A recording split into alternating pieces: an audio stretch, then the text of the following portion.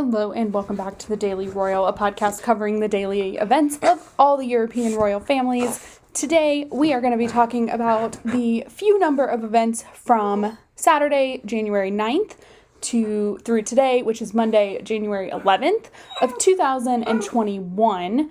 I don't have a lot to say. I hope everyone's weekend was good. Mine was pretty low-key, which was great.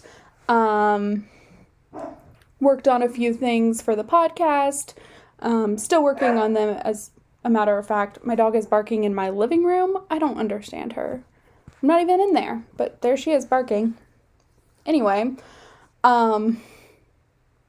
still working on a few things through the rest of the day, and throughout the week. I'm always working on this, but a more targeted set of things going on every day. So we are going to get started, and we're going to jump right in actually with the British royal family, because the only thing that happened in Belgium was that today King Philippe held an audience with the Prime Minister, Alexander De Croo. This happens every week. We don't talk about it every week because there's no information released on it, so we just briefly mention it. So with that, we are going to skip right on into the UK now.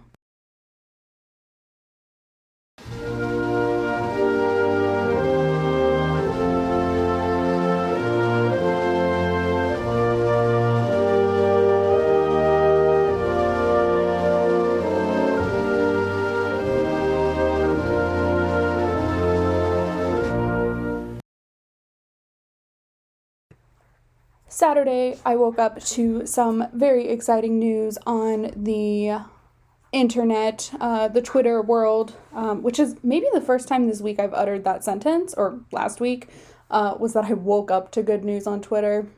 Wednesday morning was decent, and then the world fell apart for a couple days.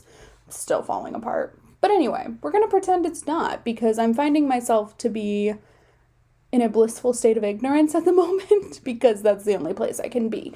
So, on Saturday morning, I woke up and saw that it was announced by officially Buckingham Palace that Queen Elizabeth and the Duke of Edinburgh had been vaccinated against COVID-19. So this happened by a palace doctor that is on staff, and they weren't going to release, which vaccine they received, just gave the very brief announcement that they had already done so, which alleviates my speculation that they had already been vaccinated, but they waited until their age range. And again, so the reason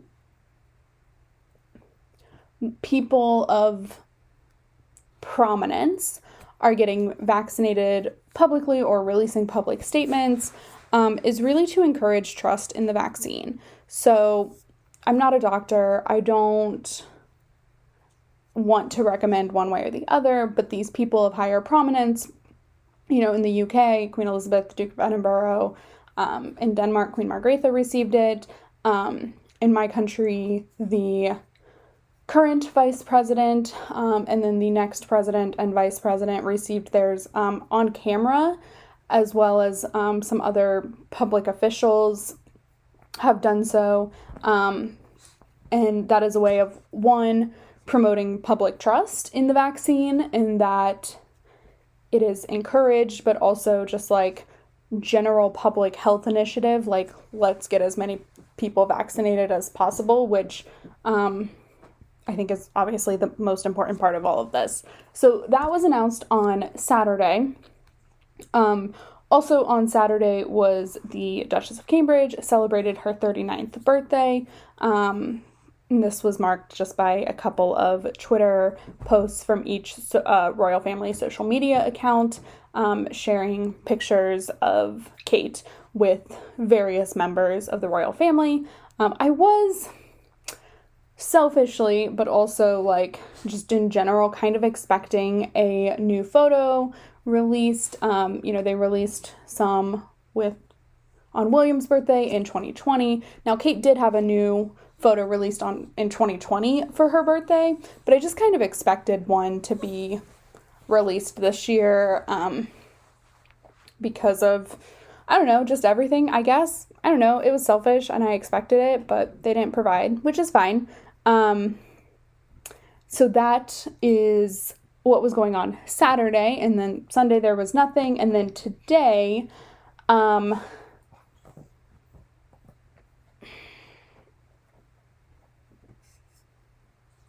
sorry, I don't quite know what just happened. Crazy things are going on. Okay.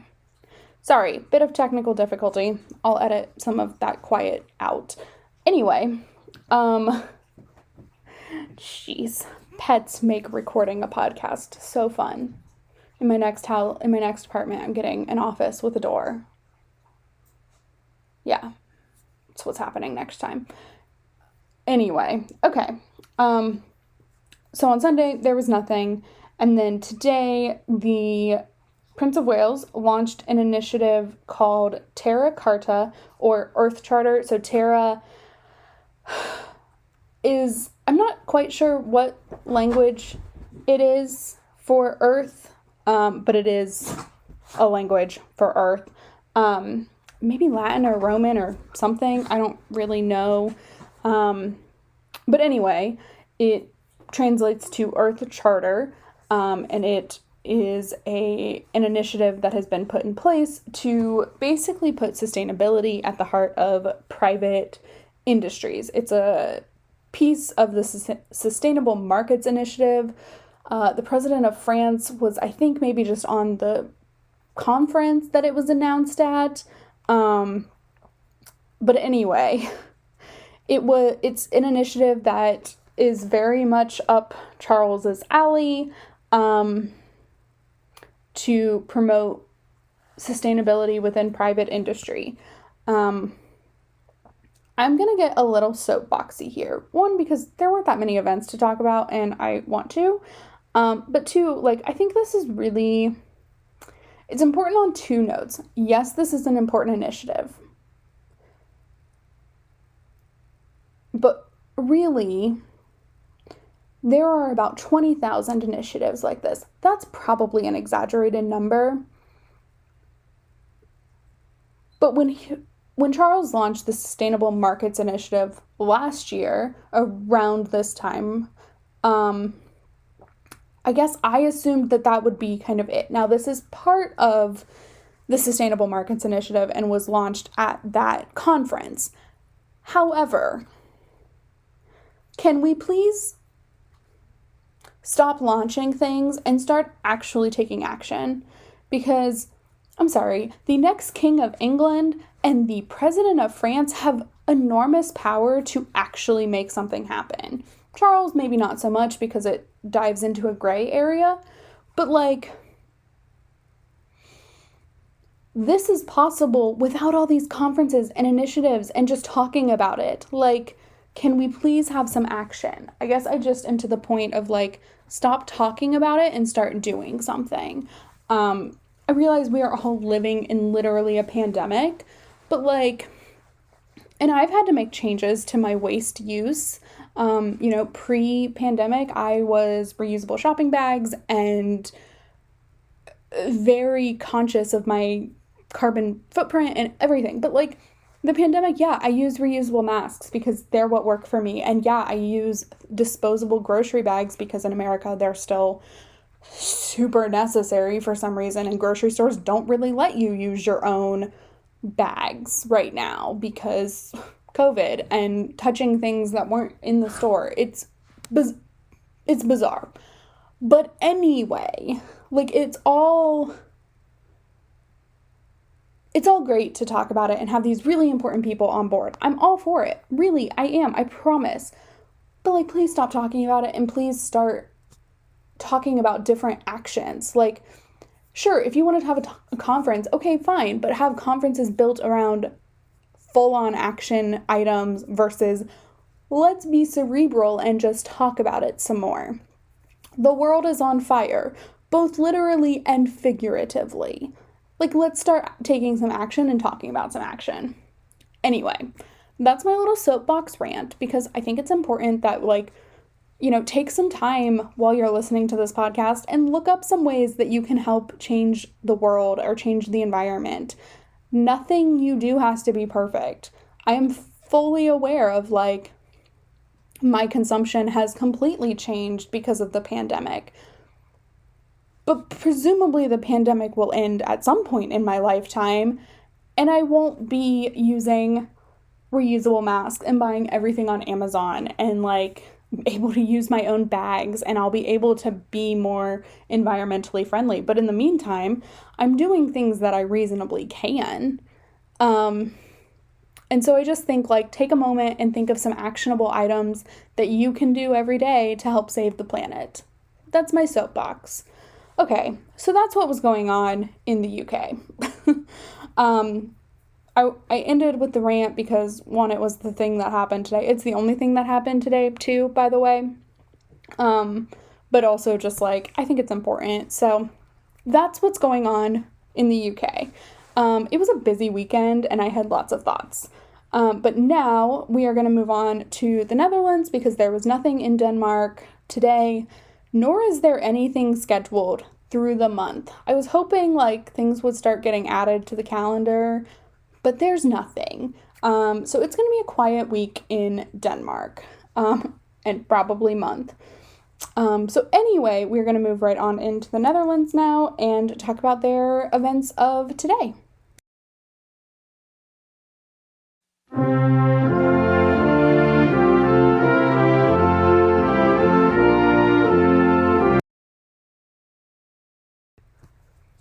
Moving on to the Netherlands today, there were two events. The first is King Willem-Alexander swore in a new member of the Court of Audit in the Netherlands. So I didn't know what this was, and I'm sure things like this happened throughout last year, but I never took the time to get super educated on what different government organizations were in each country.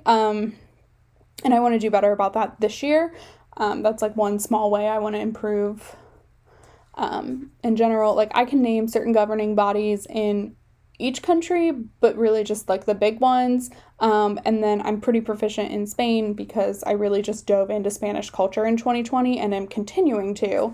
But, like, I want to continue that through into this podcast and be really informational when it comes to, like, what these organizations are. So I went and did a little bit of a Google search. Wasn't very hard, on the Court of the Audit in the Netherlands, which is the independent government agency that audits the spending of the national government on its efficiency and legitimacy. So this is something that I think every country has. I'm sitting here and I'm saying that, and, like, I honestly have no idea what, like, the state's equivalent to this is. I don't know if it's the Treasury Department. I don't think it is. Like, it's not the IRS. I don't know. I'm going to do some more research onto how this relates to, me, because I'm inherently American and need to know these things. But also, like, I think it's important that there is an organization like this in the U.S., so I'm curious as to what it is. But it really focuses on making sure that the government isn't spending outrageously on different things. So I will be honest in that I think, without knowing the full scope of everything, I want to preface this, but the Netherlands is a country who is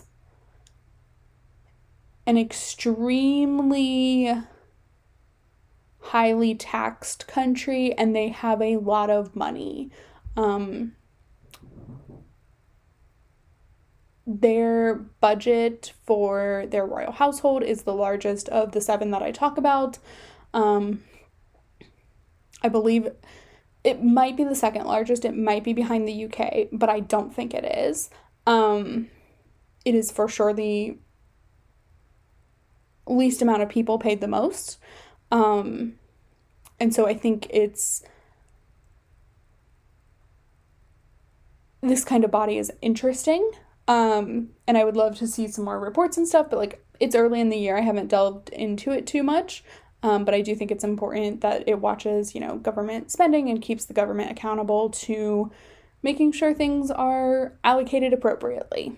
That was not a critique on the royal family, by the way. It was just like the Netherlands has a lot of money, and like because of that, here are some of the things that I know. Obviously, my focus in general life, if I'm researching other foreign countries, particularly the 7 that I talk about every day, is going to be in how it relates to the royal family. So like I don't know what their defense budget is. I don't know. I'm guessing it's low. But like I don't know. I mean, that's an assumption. It's presumably low. But anyway, that is just what happened. And this is something King Willem-Alexander basically swears in every official government employee, like higher government employee, like Supreme Court justices and things like that, all sworn in by the head of state. So that's what was going on for him. And then also today, Queen Maxima gave a virtual speech on a micropayments gateway in Pakistan. And this is part of her role as the UN Secretary General's Special Advocate on Inclusive Finance and Development. This is something that she will attend engagements on once or twice a year, or once or twice a month, actually, I'm sorry. And is very important to like her day-to-day engagements tend to relate to finance, which is like one of my favorite things is that I've mentioned this previously, but Maxima before her marriage was really moving up in the international finance world. So she had a really, I don't remember the organization she was with when she lived in the US, but she lived in the US for a while with a bank. And then she met Willem-Alexander and then moved to Europe and really became like up and coming in Deutsche Bank. And then of course, like she married and gave up her career, but kept a lot of this finance piece in and around her orbit and what she focused on, which is so amazing. And I think it's like really, really great. And not a lot of royals have done that. Maybe because theirs haven't translated so well into like a specific role. I think this month we'll see Queen Letizia bringing in some of her like journalistic background into her official role as queen. But like it doesn't really happen all that often. So that is definitely something I am looking at for the next little bit. So that's what was going on in the Netherlands. And now we are going to go ahead and move on to Norway.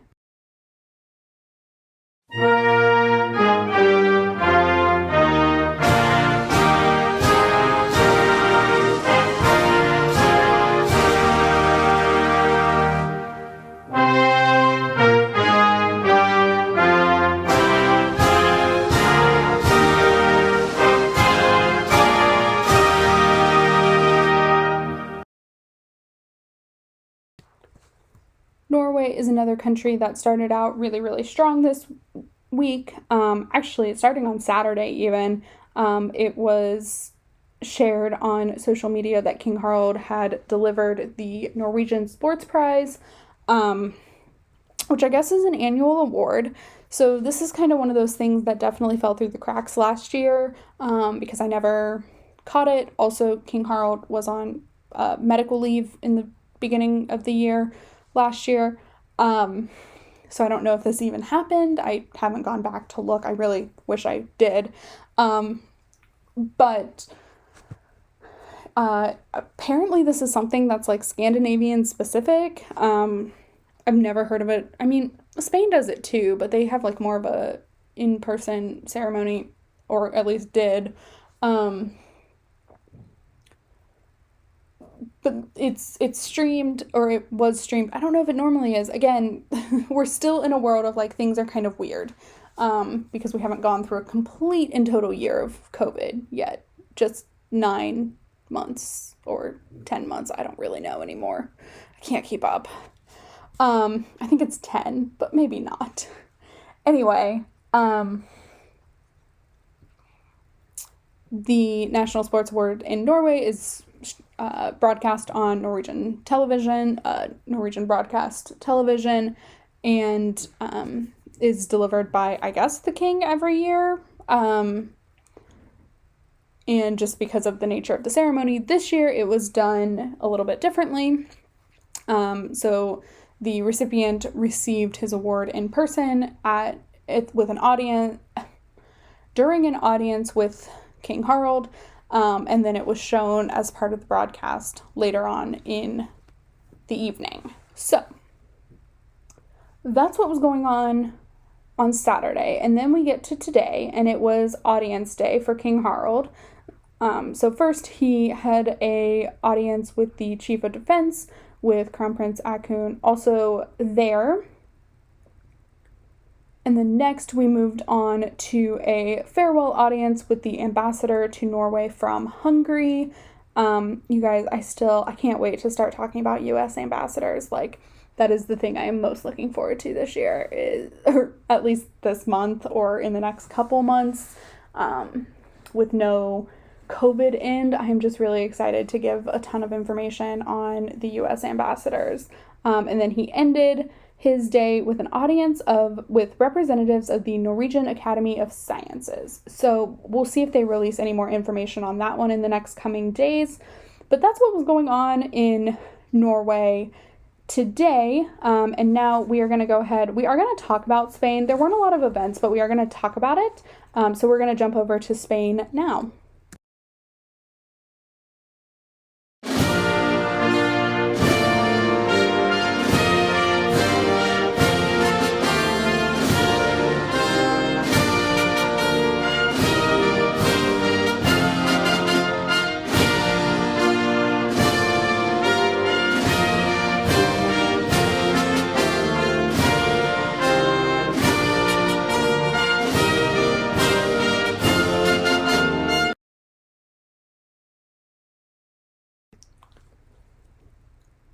Spain has had an interesting past couple of days. So I mentioned on the episode that came out on Saturday that Madrid, but really it's the whole of Spain.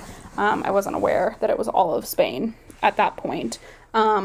Spain has received a snowstorm or winter storm Philomena, who has clobbered them with snow.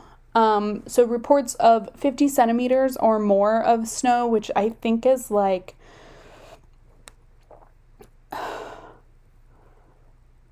3 feet or more. I had this memorized earlier, but I'm going to take a quick peek, actually. I'm going to do a conversion, because I'm so curious as to how many that is in inches.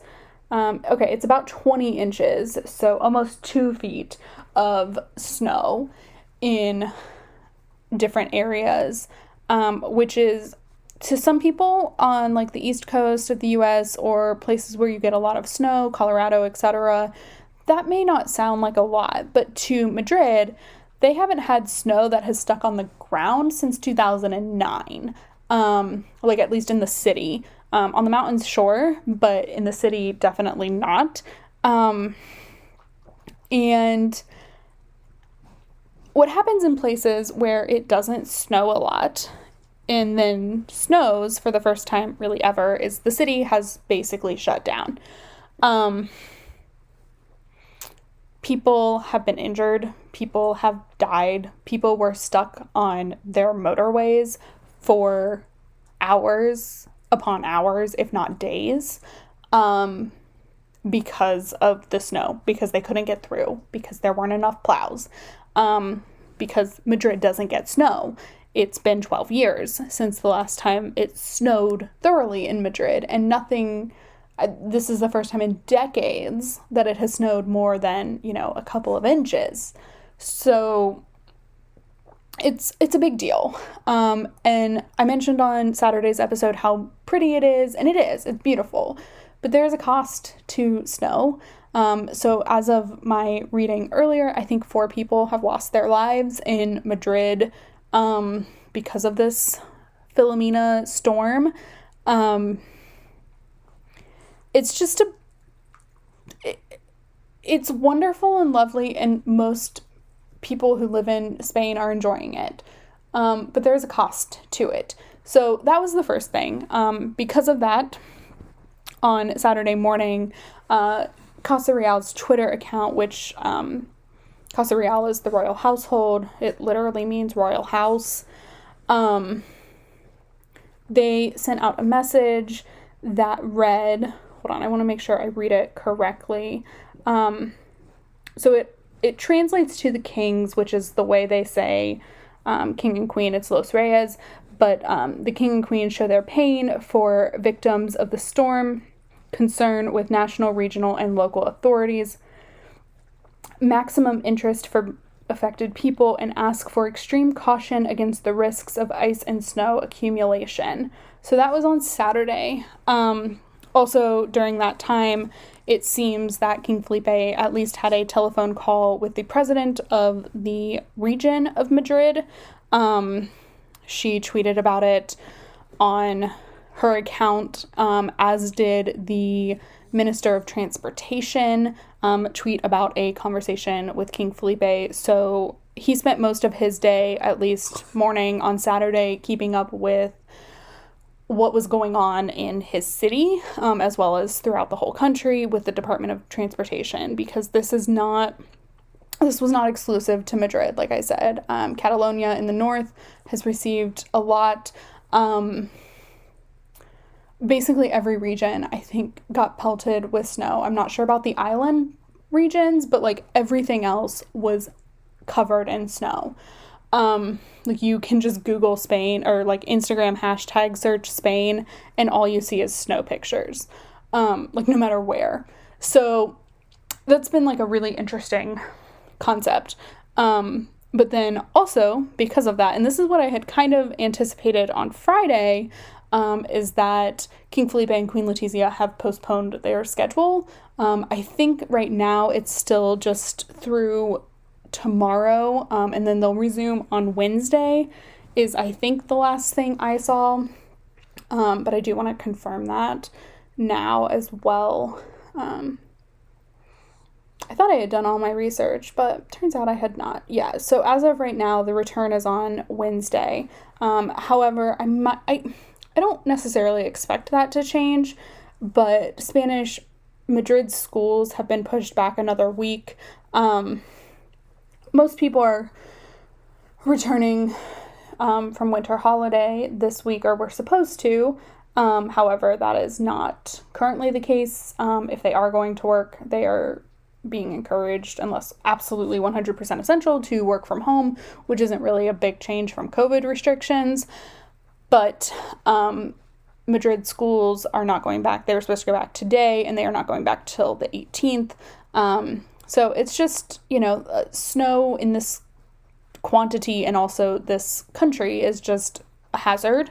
So we'll see what Wednesday brings. There is a part of me, one, I've been enjoying the snow pictures. They're beautiful. But also there's a small part of me that hopes there's still some snow on the ground for like public outings, just because you don't see royals in snow very often, especially in Spain. So like I want to see those pictures and like have them. But who knows what will happen on Thursday. So that's what was going on there.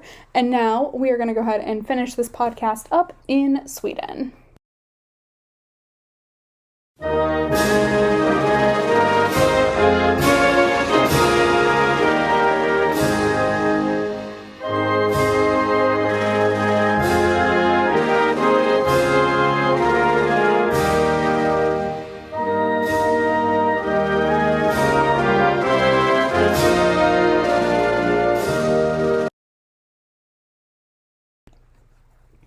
finishing up in Sweden. It was officially back to work day for the Swedish royal family. So there were a few events today. However, I'm only going to talk about one because the one that I want to talk about, the other event that happened today is also happening tomorrow. So I want to if I record a podcast tomorrow, which I honestly still haven't decided, we'll talk about that more at the very end. But if I record one tomorrow, I want to cover both days. I want to cover them together because it's one conference. So just know that, like, that's on the horizon. But the one that I do want to talk about is Prince Daniel today sent a video message to the opening of the Anti-Doping Sweden conference. So this year, 2021, is the first year for anti-doping to have its own organization. And of course, doping is the sports term for using things to make your performance better. So Sweden had used to run these through like a different government organization, but this year it has gotten its own. And so Prince Daniel sent the inaugural address to the opening of that. And he basically talked about, how sport is important, but everyone deserves to compete on the same level, with no special anything. So that's what was going on in Sweden. I know it's not a whole lot to talk about, but like I said, there are some events that are happening over the next 2 days that I want to talk about all together, and kind of put in a more concise situation. So that's where we're going to end this. Like I said, I don't know if I'm going to record an episode tomorrow. I've brainstormed a lot of ideas to talk about, but they haven't been researched as well as I would like. So without committing myself, I will talk to you either tomorrow or Wednesday. I'm hopeful that there are some events tomorrow, but the way the calendars are shaking out, I just kind of doubt it. It seems like Norway and Sweden are really it tomorrow, for at least scheduled things. So with that, we are going to end, and I will talk to you in the next few days. But until then, enjoy the rest of your day or the next 2 days, depending on when I talk to you next.